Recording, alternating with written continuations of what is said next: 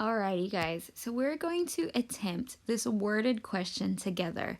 Yeah, it might look like there's a lot going on, but all we really need to do is take out the main pieces of information. So the very first thing that we need to do is figure out what's going on. So as you can see, there is a table of values here, which you can use. And so we're just going to keep plugging things in. So it says Chris's fridge is not working. He called a repair company and they are sending someone to repair his fridge.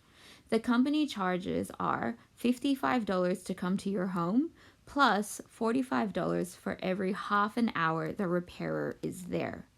So as soon as the repairer comes to your house, they haven't worked at all, and yet the call out fee is $55. And then it says $45 for every half an hour more that the repairer is there. So for every 30 minutes or half an hour, we need to add $45. And so that is our pattern, plus 45. Okay, so if I fill in the rest of the table, it will be 190, 235. Oop, I can't really fit it in. 280 and 315. Nope, that's not 315. It's 325. See, even teachers make mistakes. Okay, so now that we have all our plots, what we want to do is draw our graph and place the time on the x-axis and the cost on the y-axis. So, because I don't have a graph with all of the numbers that I want, I'm just going to draw one myself, if this is going to let me.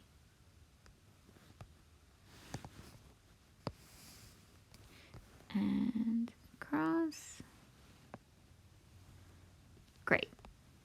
Thank you, ruler. So remember, label your axes. Got the origin. And so it says our time is on the x-axis and our cost is on the y-axis. So our time, in terms of scale, is not quite large. So what I could do is only go up to 4, maybe. So using an appropriate scale and making sure my spaces are even. So 1, 2, 3, 4. And I can fill in the little ones in like the half scale in between because we are going by half an hour. Now, our y-axis goes up to 325. So we can't just go up to 4. So we're going to have to find an appropriate graph. What we can do is for every section, which is about a centimeter, instead of going up by 1 unit like our x-axis, we can go up by 100 units. Now, of course, mine is not 100% to scale, but we can use this. You can also fill in the negative numbers.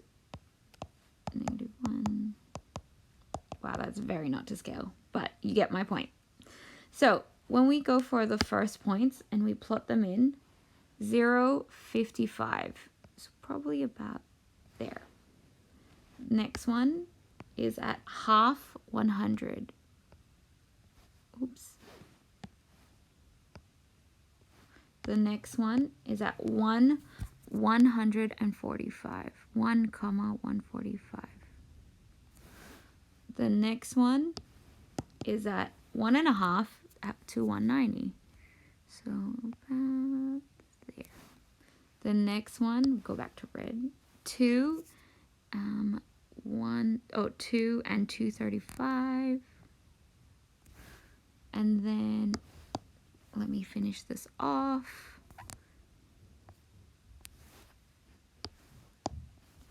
325. So if I were to do this, I should be able to draw a graph that goes through each of these points. Now again, my graph is not amazing. Oh, what was that? Again, but you can kind of tell where it's at. Cool. So state the independent and dependent variables. This is great question because it actually ties into science. So what is our IV in this case, and what is our dV? So remember, the IV is always on the x-axis. So on our x-axis is time, and our y-axis is the dV, which in this case is the cost. So we can even use this in scientific terms of the effect of the IV on the dV. So this is the effect of the time that the repairer is at Chris's house on the cost that Chris has to pay. Now, is there a linear relationship between cost and time? Yes. And find the gradient of the graph.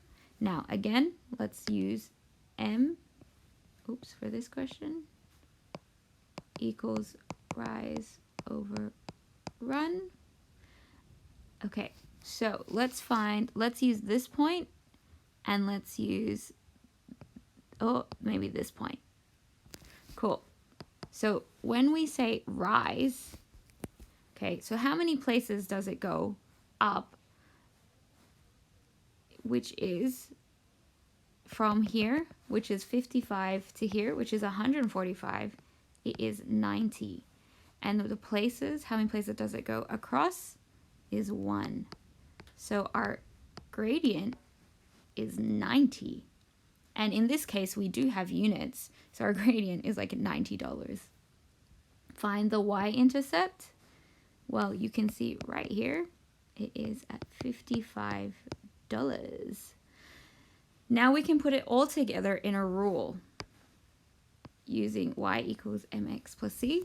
Now let's just write it next to the graph because that's what we're going to do anyway. So our y equals 90x plus 55. Now in your equation, replace y with the cost and replace x with the time. So we can say that cost is equal to 90 times time plus 55.